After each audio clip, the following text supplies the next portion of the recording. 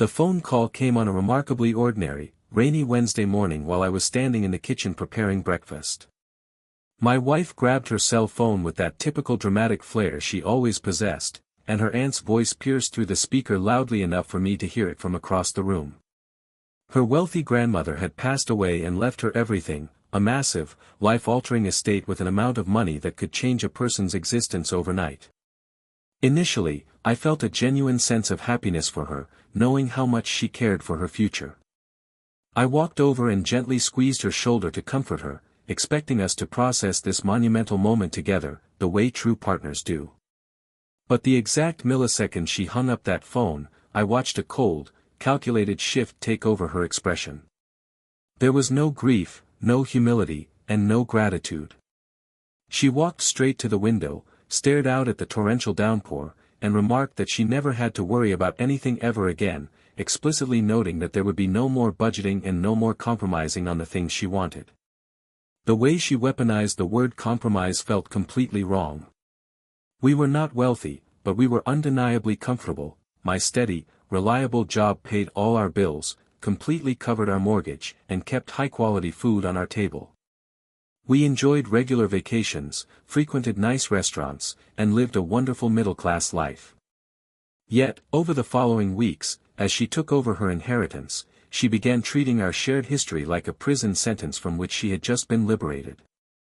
She waved off my offers to help with the legal paperwork, stating dismissively that she could handle it herself. Then, the subtle, toxic comments began, as she looked around our beautifully curated living room and openly mocked our furniture as basic and our lifestyle as small. The true wake-up call occurred a couple of weeks later during a dinner party with friends we had known for years. When the topic of her sudden wealth inevitably arose, a close friend commented on what a beautiful gift of financial security it must be for both of us. My wife paused, set her wine glass down with chilling precision, and delivered a line that shattered the room. She looked directly at me and announced that when you no longer have to depend on someone else's income, you start to see relationships clearly, realizing what was merely an economic necessity and what was actually a choice. The entire table went completely dead silent. I kept my voice perfectly level, my face an unreadable mask of absolute calm, and asked her to clarify what she meant by necessity. She simply shrugged carelessly and told our friends that, to be entirely honest, so many decisions in our marriage had been severely constrained by my paycheck. She claimed she was finally free to make choices based on what she actually wanted, rather than what we could manage on my modest salary. Our friends exchanged deeply uncomfortable glances, and the evening instantly fell apart. That night, as I lay in the dark staring at the ceiling, my mind was entirely clear. She had just publicly announced that our entire marriage had been nothing more than a transactional arrangement to her. Within a month, the transformation was total. She traded her reliable vehicle for a roaring, expensive sports car that cost more than most people's annual salary. She hired expensive interior designers to completely gut our home, throwing away items we had chosen together and replacing them with sterile, high-end art pieces that screamed wealth but possessed zero personality. She began hosting lavish dinner parties for total strangers from the local country club, introducing me to executives as her practical husband who worked in a quaint, steady little job. I became an invisible ghost in my own home, a minor inconvenience to her new, sophisticated fantasy. The breaking point arrived on a cold Saturday morning in late November. As I was brewing my morning coffee, she swept into the kitchen dressed for a country club charity luncheon. She looked at me in my casual weekend clothes and let out a long, theatrical sigh of pure disgust. She told me that she had spent far too many years living within my heavily restricted means, settling for a mediocre life where Saturday morning coffee at home was considered the highlight of the week. I didn't raise my voice, I didn't argue, and I didn't show an ounce of pain. I simply observed her with absolute detachment, noting that she had completely outgrown the man who had protected and provided for her for years. The following Tuesday evening, I walked into the house to find her waiting for me in the living room. A glass of wine sat next to a thick, manila folder on the coffee table. In a cold, business-like tone, she informed me that we wanted entirely different things out of life and that she had already retained a high-powered attorney to secure a clean, drama-free divorce. She slid the official documents across the table, explaining matter-of-factly that she was keeping the house, her inheritance was legally protected, and I would get my fair share of whatever minor assets were left. She looked at me with an arrogant smirk, clearly bracing herself for a massive fight, expecting tears, begging, or a desperate plea for me to change her mind. I didn't blink. I walked slowly to the table, picked up the pen she had left out, and opened the folder. Without calling a lawyer, without negotiating a single clause, and without uttering a single word of protest, I flipped directly to the final pages and signed my name with absolute, fluid decisiveness. The sheer speed and total indifference of my action threw her completely off balance, her jaw dropped slightly, and her eyes widened in profound psychological shock. I closed the folder, slid it back across the glass table, grabbed my jacket, and walked straight to the front door. When she frantically yelled out into the hallway, asking where I was going, I simply replied, "Out," and closed the door behind me forever, leaving her standing alone in her massive, hollow house. I checked into a hotel downtown and immediately initiated a flawless, professional disappearance.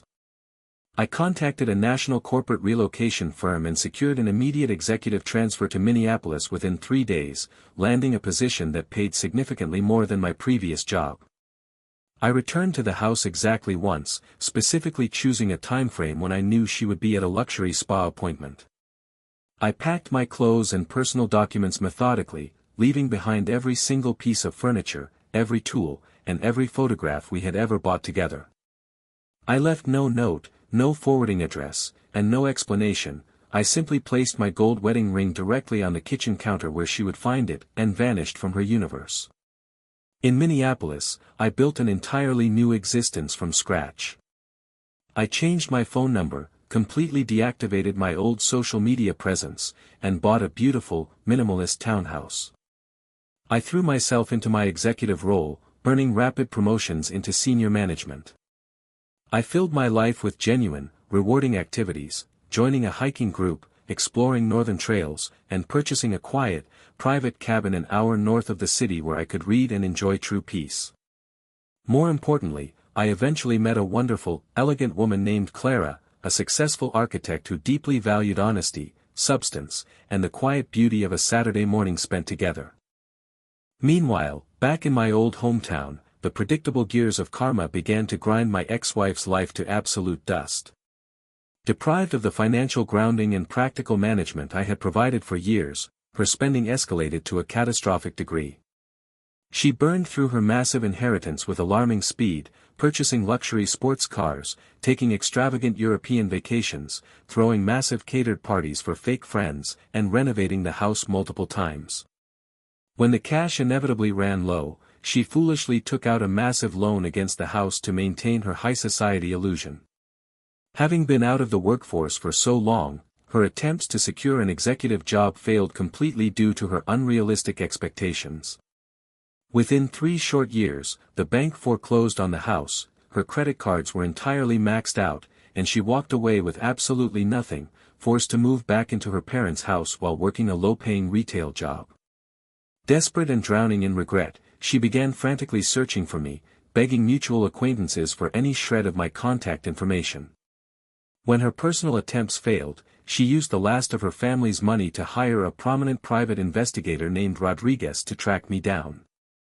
Rodriguez flew to Minneapolis, easily located my residence, and spent a week observing my life. He watched me leave my pristine townhouse, saw me leading high-level corporate meetings, and witnessed the genuine, deep laughter shared between me and Clara at a local cafe. One evening, instead of taking photographs from afar, Rodriguez walked directly up to me at a quiet lounge, introduced himself professionally, and asked to speak with me in private. The investigator sat across from me, took a sip of his drink, and confessed something entirely unexpected. He told me that in his 15 years of doing this work, he had never seen a more stark contrast between a toxic, destructive client and a target who had built such a magnificent, honorable new life. He looked me dead in the eye and told me that he had read the history of our divorce, and he flatly refused to be the tool that destroyed my hard-earned sanctuary. Rodriguez proposed a brilliant, strategic twist. He told me that he would happily keep cashing my ex-wife's desperate retainer payments, but in return, he would manufacture a highly detailed, completely fabricated paper trail for her. For the next 2 years, Rodriguez consistently sent her official, stamped investigator reports claiming that I had fled the country entirely, stating that I was living in a broken-down, impoverished rural village in South America, barely scraping by on manual labor and completely ruined. This masterful deception perfectly fed her remaining ego, keeping her fully satisfied and utterly deluded, believing that her abandonment had crushed me, while I continued to safely accumulate wealth, happiness, and peace in Minneapolis. By the 5th year of my disappearance, her financial resources completely ran out, meaning she could no longer afford Rodriguez's services. Fueled by a final, desperate burst of obsessive energy, she managed to spot a minor, lingering digital footprint connected to a corporate filing for my construction consulting business. She bought a one-way bus ticket and traveled 1,500 miles to Minneapolis, determined to confront the reality she had running away from. It was a beautiful, crisp Saturday morning. I was standing in my kitchen brewing fresh coffee, looking out at the lush trees in my backyard, while Clara was getting ready to join me after her morning jog. Suddenly, an unexpected, frantic knock echoed through my front door. I walked over, looked through the peephole, and paused. I unlocked the door and swung it open, refusing to step aside to invite her in. Standing on my porch was a woman who looked completely, utterly broken. The fierce, arrogant confidence that had defined her during our divorce was entirely gone, replaced by a deep, hollow exhaustion. Her clothes were cheap, faded retail garments, her face looked significantly older, and her hair was pulled back in a messy, careless ponytail. She stared at me, taking in the sight of my tailored clothes, my healthy physique, and the stunning, high-end interior of the home I owned. She let out a ragged, shaky breath and whispered a quiet greeting, stating that she knew I hadn't wanted to meet, but she simply had to try one last time. She looked past me, her eyes filling with immediate tears as she processed the sheer comfort and peace of the life I had created without her. Right at that exact moment, the elegant glass door to the living room opened, and Clara stepped into the entryway. She was radiant, wearing a stylish, minimalist outfit, her hair perfectly framed her face, and her entire aura exuded grace, intelligence, and calm sophistication. Clara looked at the disheveled woman on the porch, then looked at me with a quiet, trusting expression, asking if everything was all right. I offered Clara a warm, gentle smile, assuring her that everything was perfectly fine and that I just needed a brief moment to speak with a visitor outside. Clara nodded elegantly, squeezed my hand with deep affection, and walked back into the kitchen to pour the coffee. The contrast was absolute, devastating, and immediate. My ex-wife watched Clara leave the room, her face completely crumpling into deep sob as the crushing weight of her reality finally broke her spirit. She looked back at me, tears streaming down her unwashed cheeks, and began pouring her heart out in a desperate, rushing confession. She told me she was so incredibly sorry for how she had treated me, for the horrific things she had said, and for throwing away the absolute best thing in her life because she had been too blind and selfish to see what she had. She confessed that she was working minimum wage retail, living with her aging parents, and spent every single waking second thinking about how perfect our life had been before she destroyed it. She looked at me with begging eyes and asked if we could please start over, pleading that she had truly learned her lesson and finally understood what actually mattered. I stood there, my posture completely relaxed, my hands casually resting in my pockets. I didn't smile with malice, I didn't shout in anger, and I didn't throw her past sins back in her face. My voice was incredibly gentle, smooth, and entirely devoid of any emotional weight. I looked at her and said, "I appreciate you traveling all this way to say that, but it simply doesn't change anything. You see, you aren't actually sorry because you realized my worth. You are sorry because the money ran out and the world became cold to you. You didn't make a mistake in the heat of the moment, you made a calculated, deliberate decision to discard me because you genuinely believed I was beneath you.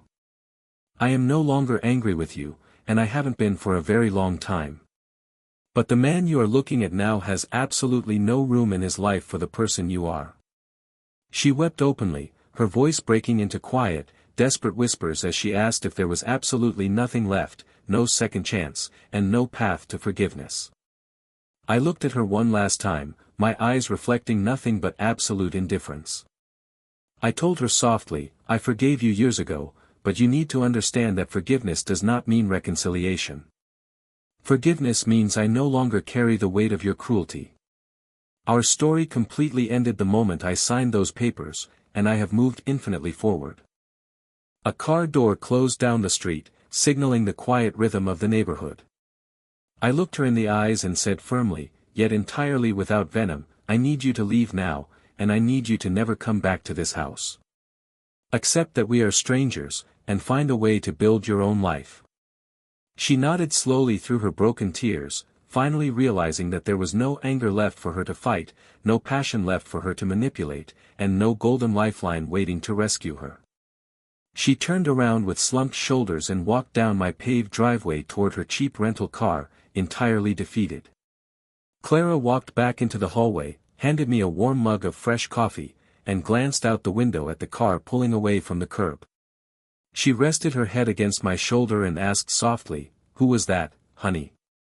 I took a slow sip of my coffee, felt the deep, unshakable warmth of my beautiful home, and looked down at the woman who truly loved me.